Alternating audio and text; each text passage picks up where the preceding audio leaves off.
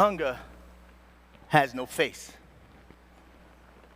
However, hunger can be identified as you or I. Hunger has no faith.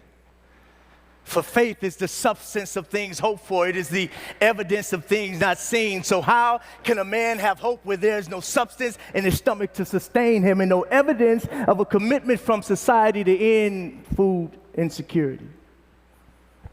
There is no dignity in being hungry. There's no homework help when your stomach hurts. How can mama read to me if mama is hungry? But there is a remedy. We have the blueprint to fix this, and all it takes is our commitment. I remember growing up back in a small town called Tallulah, Louisiana, down south. And at one time, there was about 34 to 35 of us living in one house. And we shared everything. We even shared bath water. For some of you, that may not make any sense, but if you've ever had to boil water on the stovetop to make the bath hot, it would absolutely make sense to you.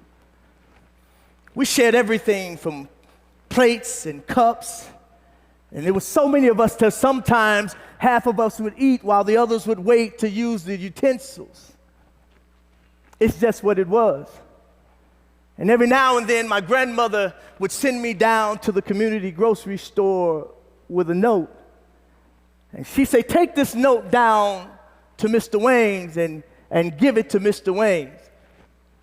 So at the age of 11 or 12 years old, I would walk into Mr. Wayne's grocery store and unapologetically give him the note that my grandmother told me to give him because why? Grandmama said so.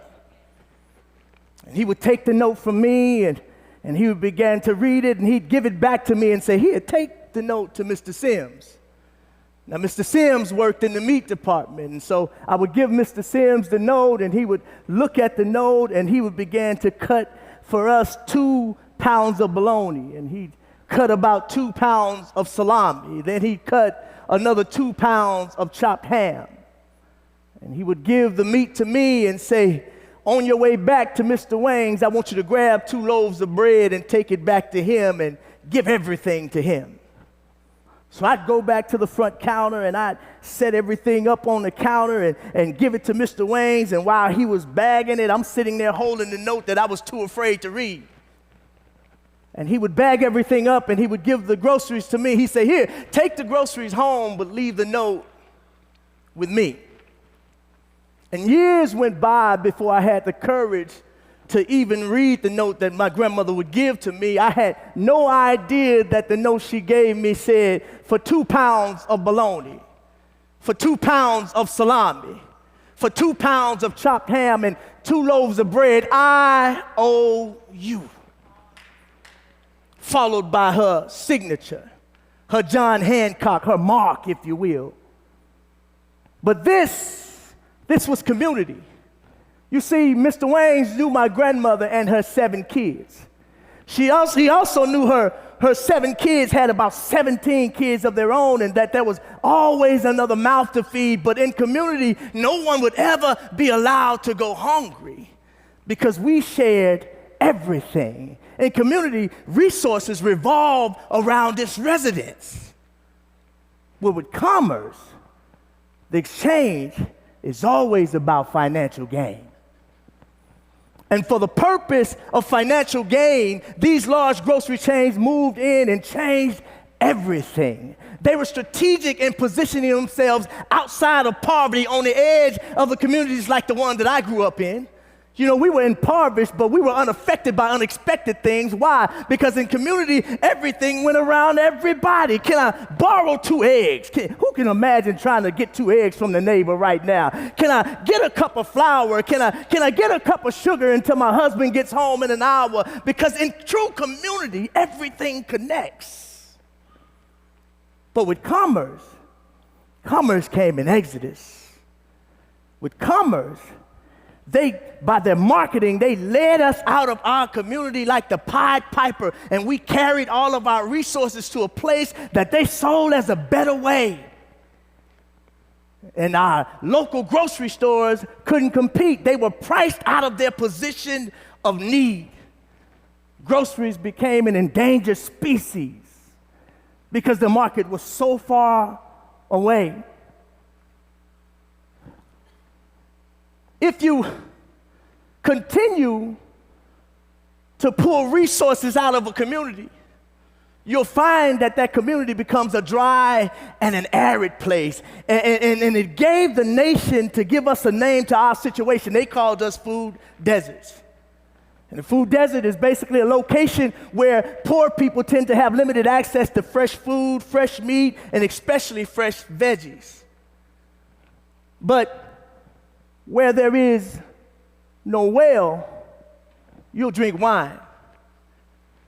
And where there is no milk, you'll drink malt liquor. And where there is no fresh meat, no fresh fruit, or fresh veggies, you'll smoke weed, hang on the street, and eat munchies. Ask me how I know. But there is a remedy. We can fix this, we can solve this, and all it takes is our commitment. Simply put, commerce needs compassion. Because without it, you find yourself in a retail revolution. See, if you continue to tax a poor community, if you continue to tax poor people, sooner or later they're going to take more than your tea because you have already stolen their dignity. They'll get in their cars, drive to your neighborhood, come to your local grocery store, and pack a few bags full of steaks and walk right out the door. We've all seen it. But when you tax a people, they're going to tax you back in whatever way they see fit. But there is a remedy. There's a blueprint to this.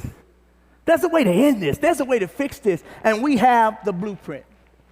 Imagine, if you will, a grocery chain that's dedicated to restorative change in the community.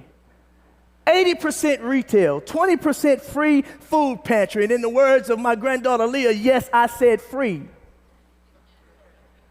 This particular place, it gives resilience to its residents, and it also brings dignity back to the food desert. It doesn't matter if you make $500,000 a year, whether you're on a fixed income or whether you are homeless. When you enter this particular place, when you enter this place of compassion in your community, no one is embarrassed, no one is ashamed, and we can all walk out the door with the same level of pride, same level of dignity, because we have been served with such.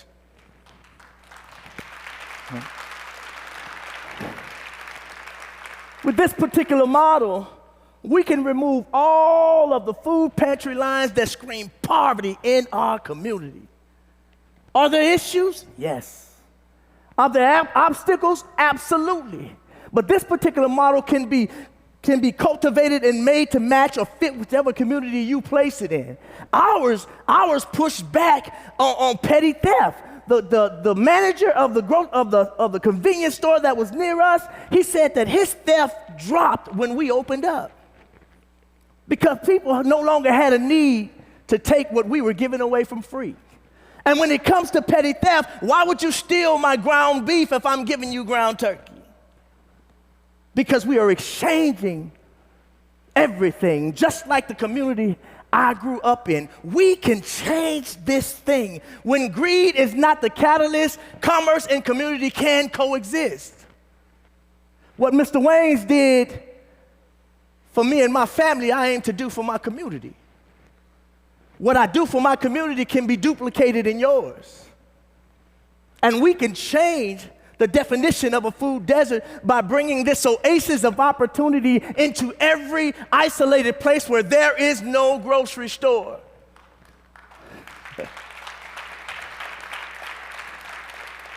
These large grocery chains, they came into our communities and they positioned themselves on the outside of everything, but they offered us everything, and it only cost us our humanity.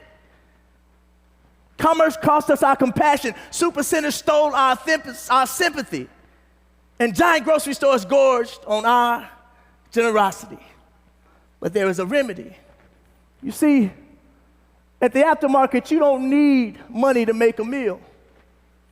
Your finances don't have to be A1 to feed your family. It is the community aspect of what community always was and always should be. And we can return every community to the place it needs to be. I had a young man ask me the other week, he said, why do they call it the hood? I said, I don't know. He said, because there are no neighbors.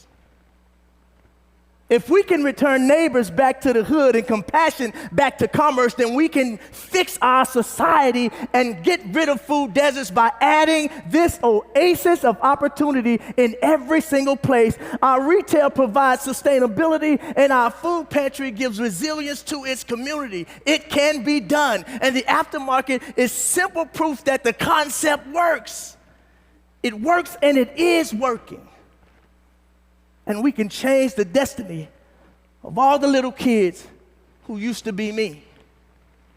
With your help and with your commitment, we can spread this thing across the country. Thank you.